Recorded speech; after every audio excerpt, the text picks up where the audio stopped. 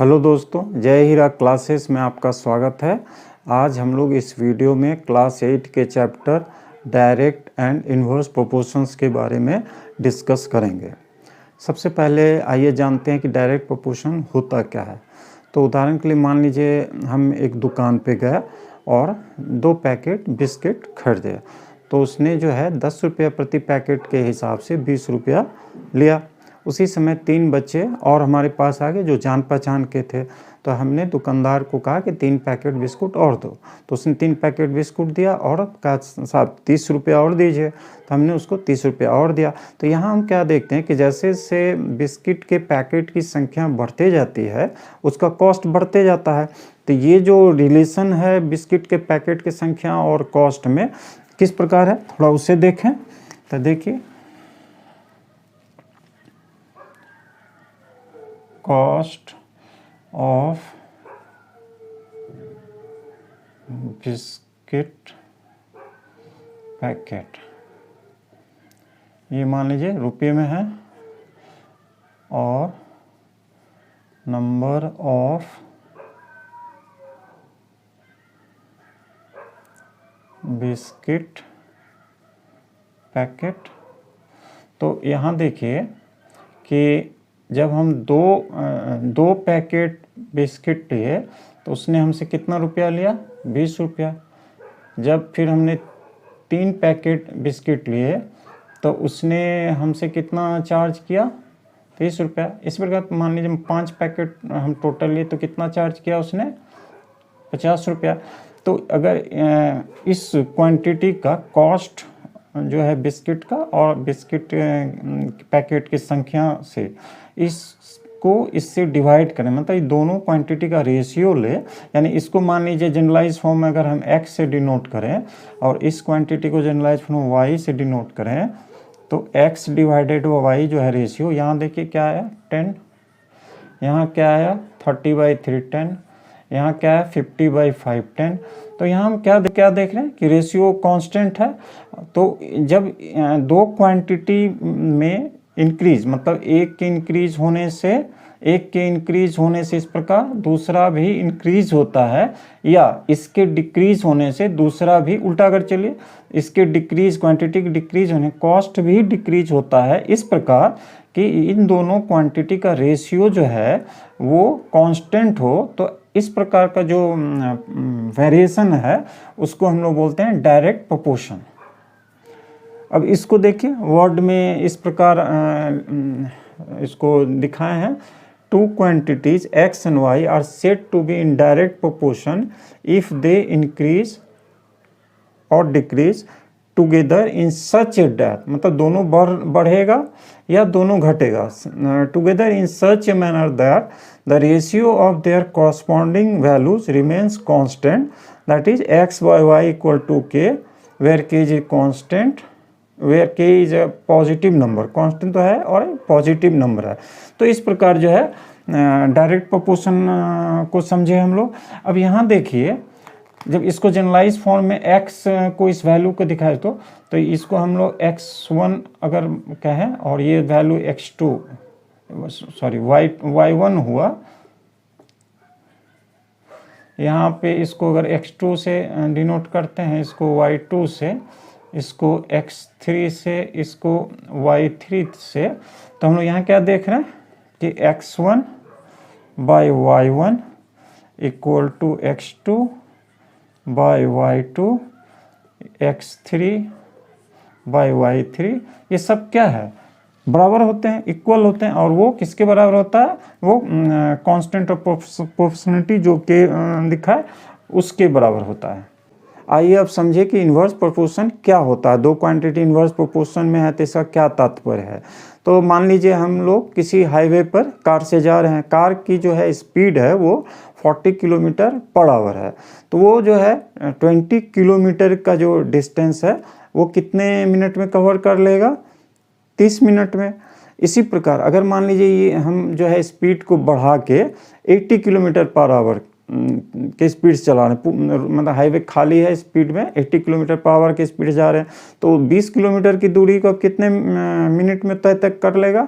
15 minute में। तो यहाँ हम लोग क्या देख रहे हैं कि क्वांटिटी मतलब जो स्पीड है ना, 40 किलोमीटर पर आवर, 80 किलोमीटर, ये जो है स्पीड जब बढ़ता है तो जो टाइम इंटरवल है उस डिस्टेंस को कवर करने में, वो टाइम जो है घट जा रहा। तो आइए इसको देखते हैं कि इसमें किस प्रकार का वेरिएशन है। तो यहाँ देखिए, speed of car in kilometre per hour, generalise form मान लीजिए ये एक्स एक क्वांटिटी है, time taken to cover distance, इसको y से मान ले। तो जैसा बताया कि अगर मान लीजिए 40 किलोमीटर पर आवर का ये है time taken to cover distance of 20 kilometre, तो ये जो है कितने मिनट में कवर कर ले रहा? 30 मिनट में।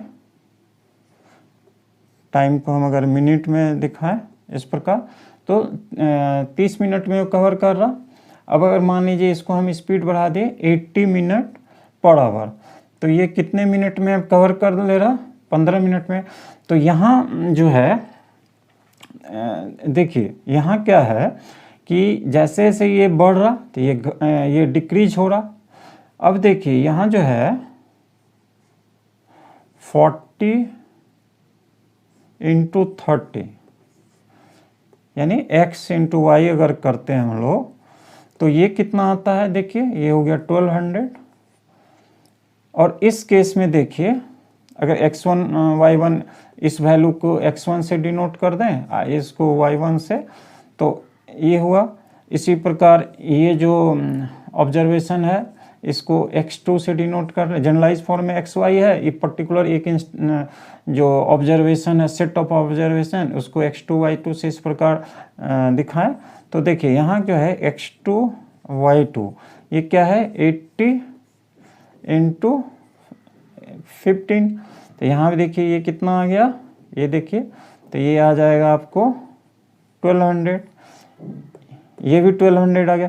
तो जब इस प्रकार का वेरिएशन होता है दो क्वांटिटी x और y में, कि x into Y is equal to K some constant, तब जो इस प्रकार की जो क्वांटिटी में वेरिएशन होता है उसको हम लोग बोलते हैं कि ये लोग इन्वर्स प्रोपोर्शन में है। ये दोनों क्वांटिटी जो है इन्वर्स प्रोपोर्शन में है। इसको देखिए वर्ड में इस प्रकार लिखे, x and y are said to be in inverse proportion, inverse proportion if an increase in x causes a proportional decrease in y and vice versa। मतलब उल्टा भी हो सकता है, जैसे मान लीजिए अगर हम स्पीड ज़्यादा था, स्पीड कम कर दिए, तो समय यहाँ देखिए स्पीड कम किए लेकिन समय पहले से ज़्यादा लगा, तो उल्टा। लेकिन जब बढ़ रहा है एक तो दूसरा घट रहा है, जब एक घट रहा है तो दूसरा बढ़ रहा। तो इस प्रकार जब होता है, in such a manner that the product of their corresponding values remain constant, that is x into Y equal to K, where K is a positive number, तब ऐसा जो प्रोपोर्शन होता है दो क्वांटिटी, उसको हम लोग इन्वर्स प्रोपोर्शन कहते हैं। तो इस प्रकार हम लोग देखें डायरेक्ट प्रोपोर्शन क्या होता है, इन्वर्स प्रोपोर्शन क्या होता है। आइए अब इस चैप्टर के कुछ सवालों को देखें।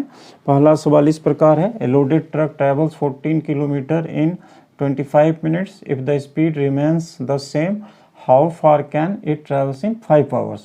तो इसमें कहा गया है कि 14 किलोमीटर डिस्टेंस जो एक लोडेड ट्रक 25 मिनट्स में कवर करता है, तो 5 घंटे में वो कितनी दूरी तय करेगा। तो इसमें इस प्रकार लिखते हैं, देखिए, the distance travelled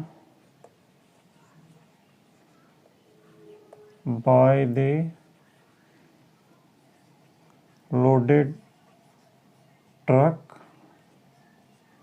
in 5 hours, क्योंकि यहाँ मिनट में है टाइम, तो इस 5 आवर्स को भी मिनट में कर लें, 5 into 60, that is equal to 300 minutes.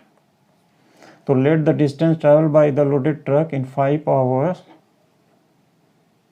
be x kilometre. अब देखिए ये जो डाटा है उसको टेबल में इस प्रकार दिखाते हैं।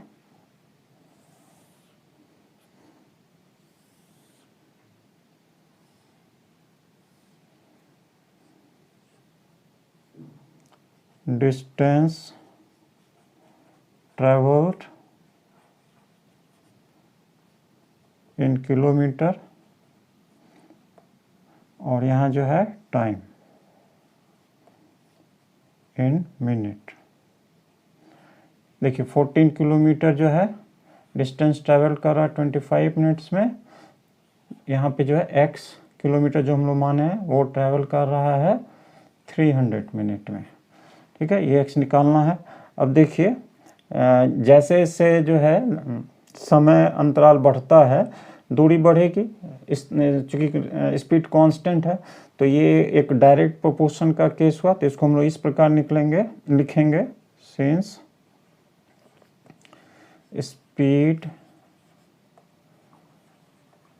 Remains same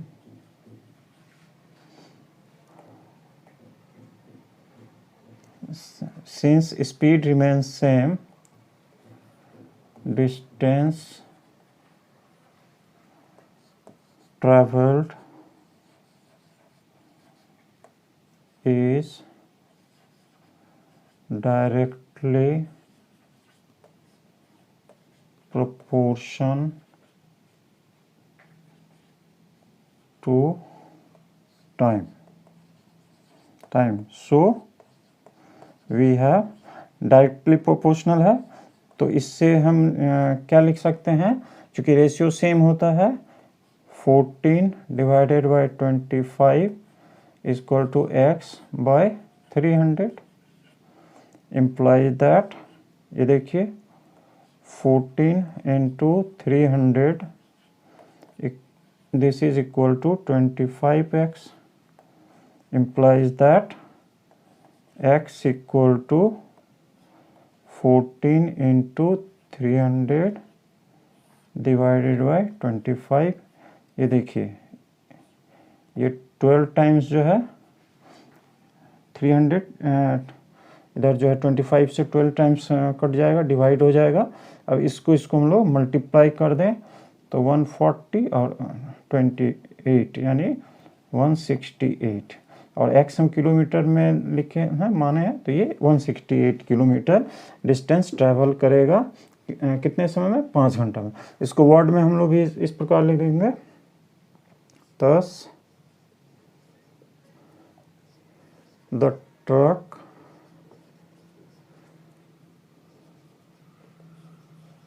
will travel 168 kilometers in 5 hours। आइए एक और सवाल को देखें। सवाल इस प्रकार है, a farmer has enough food to feed 20 animals in his cattle for 6 days। How long would the food last if there were 10 more animals in his cattle. एक किसान के पास जो है 20 एनिमल्स हैं, पशु हैं, और उसके पास जो पशु के लिए भोजन उपलब्ध है तो 20 पशुओं के लिए 6 दिन का भोजन उपलब्ध है। क्वेश्चन पूछा, how long would the food last if there were 10 more animals. अगर उसके जो ये जानवर में की संख्या में 10 और जानवर अधिक होते, पशु अधिक होते, तो कितने दिन तक ये भोजन चलता। तो इसको हम लोग देखिए ऐसे लिखेंगे, late when there were 30 animals, that means 20 plus 10. So when there were 30 animals, the food would last y days। अब जो डाटा है उसको हम लोग इस प्रकार टेबल फॉर्म में लिख देते हैं।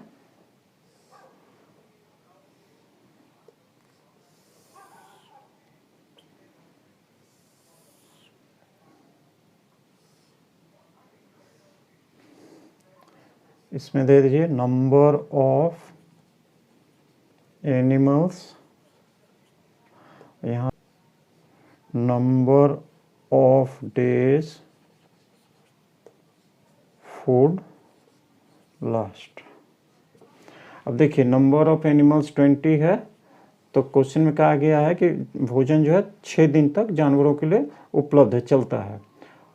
तो 30 अगर एनिमल्स हो गया तो हम लोग जो माना है कि वाई डेज चलेगा। अब देखिए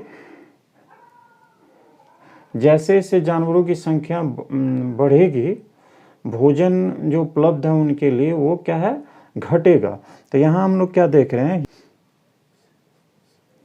here we observe that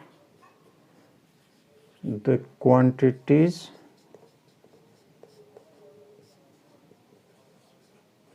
are in inverse proportion।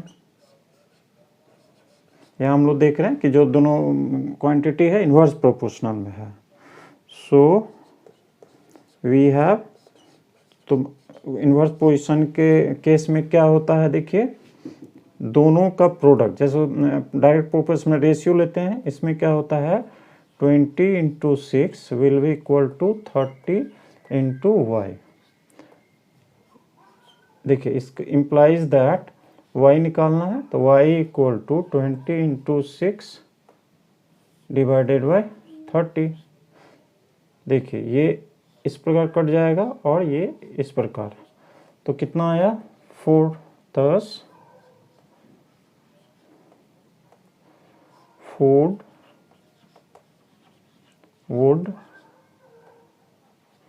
would last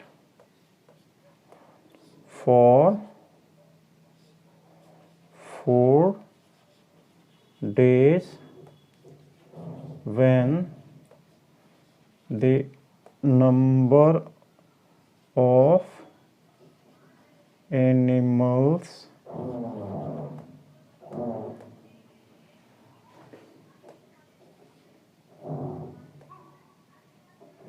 were 30। इस प्रकार जो है सवाल को देखें हम लोग कि एक जो है डायरेक्ट प्रोपोर्शनल में है तो किस प्रकार बना, एक इन्वर्स प्रोपोर्शनल में है क्वेश्चन तो किस प्रकार बना। आपको हमारा यह वीडियो पसंद आया हो तो कृपया लाइक करें, हमारे चैनल को जो न्यू व्यूअर हैं सब्सक्राइब कीजिए।